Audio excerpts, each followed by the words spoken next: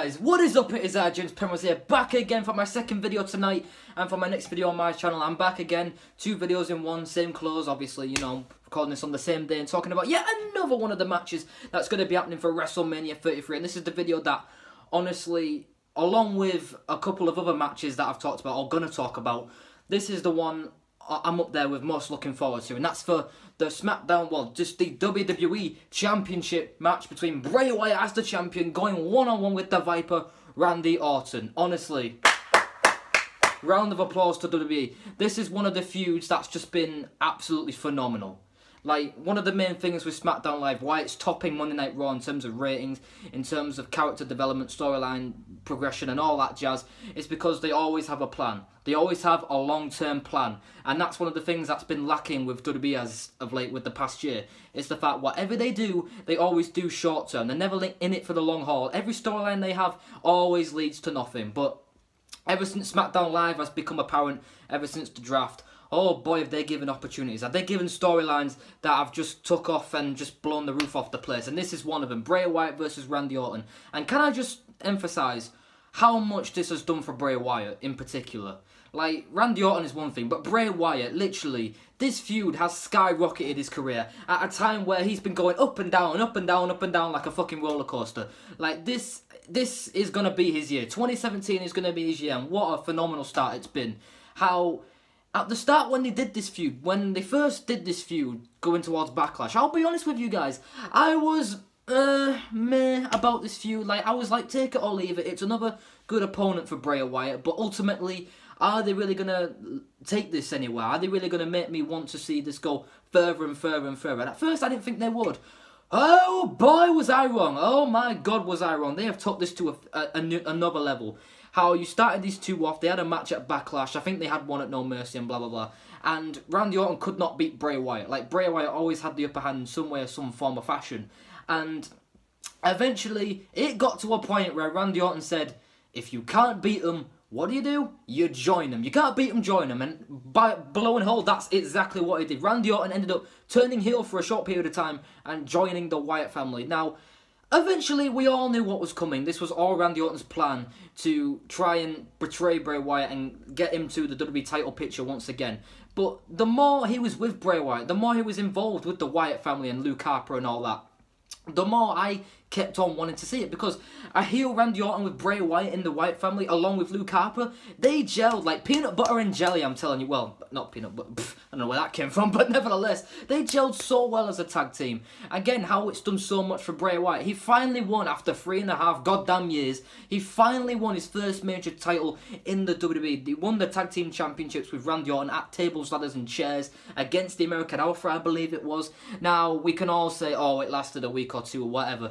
You know what, at least we can say Bray Wyatt won a title, because it's been way, way, way long overdue. But boy, it didn't stop there. It didn't stop there. How, you know, Randy Orton ended up going to the Royal Rumble and ended up winning the Royal Rumble, and how he was with Bray Wyatt and they were gelling so well, to the point where Randy Orton even said to Bray Wyatt, I may have won the Royal Rumble match, but as long as I am part of the Wyatt family and, you know, you are the master and I am the servant, I will pledge my undying allegiance to you, and I refuse to fight you at WrestleMania 33 for the WWE Championship.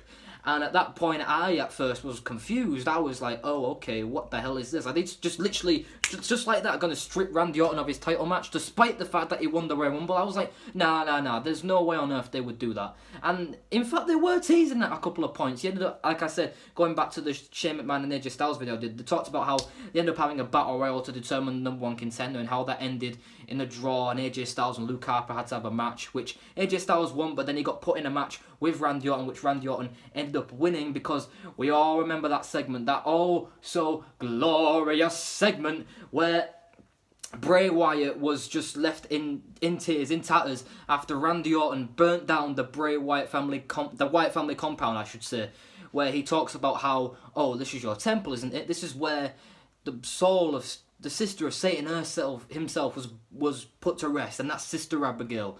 And that's the one thing you love more than anything. That's the one thing that makes you tick. And what did he do? He put the whole thing on flames. He set it a complete blaze, and Bray Wyatt lost his shit. He was crying in the ring. He was begging Randy Orton not to do it. Don't do it, don't do it, don't do it. Like, we all suspected that Bray Wyatt was gonna be betrayed by Randy Orton, but we didn't think for one single solitary second that Randy Orton was going to go to these lengths to do it. Like, that was one of the best segments of SmackDown in a long, long time, and one of the best, probably the best segment of WWE so far in 2017. And then you ended up hitting the following week where Bray Wyatt's explaining to Randy Orton how, oh, you might have burned the soul of Sister Abigail, but all you've done is made me stronger, and how he's pouring the ashes of Sister Abigail, and he's baptizing himself in the ashes. And at first, again, I was like, what the fuck is going on? This is insane. Like, this is going far beyond reality, you know, reality and stuff. This is going, like, to the depths of, like, weird shit and stuff. And how he ended up putting a curse on Randy Orton. You know, he got attacked by, like, a load of people in Wyatt family sheep masks and all that. And honestly, man, from top to bottom, this feud has just been absolutely outstanding. The storytelling, the booking of both guys, how Bray Wyatt finally, thank fucking God, has won the WWE Championship. How he went to the Elimination Chamber and just defeated everyone and became the WWE Champion. Like, again, how this feud has done so much for Bray Wyatt and how it's elevated his career. I mean, to win the tag team titles is one thing, but to win the WWE title is way, way, way overdue, and thankfully it's come, and he's been booked like a good credible heel champion. He's not one of those heel champions that is a cowardly chicken shit heel like a Kevin Owens or a heel Seth Rollins that just runs away every single time there's a challenge or that he can't win without anyone else's help, you know.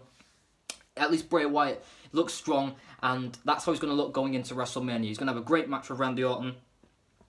My prediction, though, obviously who I want to win is Bray Wyatt. My prediction, I'm also going to say Bray Wyatt will go into WrestleMania and retain the WWE Championship against Randy Orton. I will say, however, if Randy Orton does end up beating Bray Wyatt, words cannot describe to you guys how fucking insane I'm going to go. Like, I am going to go batshit insane. I'm going to go ballistic. I'm going to get so pissed off, it's unbelievable. Like, honestly, like, how Randy Orton would win this match makes absolutely no sense. Like, I know the storyline calls for it because, you know, he's been with this heel tag team, and, you know, if you can't beat him, join him, and if it's the right time, screw him and all that jazz, and how, you know, his time is to become champion again, and to conquer evil and all that, but it just, fans want Bray Wyatt. Like, the fans legitimately want Bray Wyatt to succeed and go far. I mean, at this time, we really should be creating new stars. Randy Orton is already an established star from, you know, like, when he was built up from the Ruthless Aggression era to now. He's already an established star, guys. So why not use an established star to create another star to be established in Bray Wyatt? Because for me, this is the start of something big for Bray Wyatt. This is the start of something huge. I hope that's the case. Hopefully WWE actually listens to the fans and actually goes all out with Bray Wyatt after he should beat Randy Orton for the WWE Championship. And I say at Backlash, because I think that's the pay-per-view for SmackDown after WrestleMania, you do a triple threat match with Randy Orton, Luke Harper and Bray Wyatt. Because after all, Luke Harper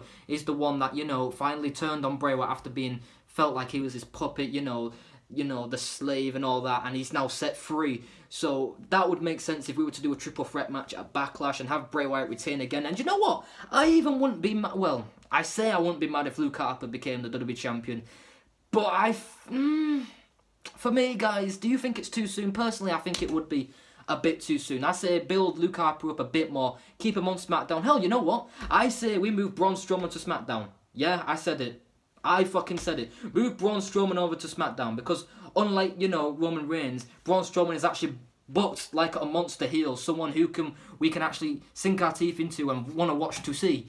Because, like, Braun Strowman versus Luke Harper, you know, that's a match I would actually like to see, to be quite honest with you. Winner goes and faces Bray Wyatt for the world title. Obviously, I don't think Braun Strowman should fight Bray Wyatt, even though storyline-wise that could make sense because he was part of the Wyatt family. But I don't think that would be a great match. Luke Harper versus Bray Wyatt could make the most sense after WrestleMania. But regardless, this should be a great match to see. I'm picking Bray Wyatt to retain the WWE Championship despite the fact that the storyline calls for it and all that. Tell me what you think of this in the comments down below. This is my second video tonight. I really wanted to get this video out because this is one of the most hyped up matches that I'm mostly looking forward to. The next match I'm going to talk about, I don't know what it could be. It could be The Miz and Maurice versus Cena and Nikki, which that's also been a good built-up match. I might talk about that next tomorrow while the Hall of Fame is going on, or before the Hall of Fame, because I'm definitely going to watch that. So stay tuned for that, guys. Other than that, thank you guys for watching this video. Make sure you guys like this video, comment on this video, and subscribe to my channel. And all I can say is, peace out, my brothers!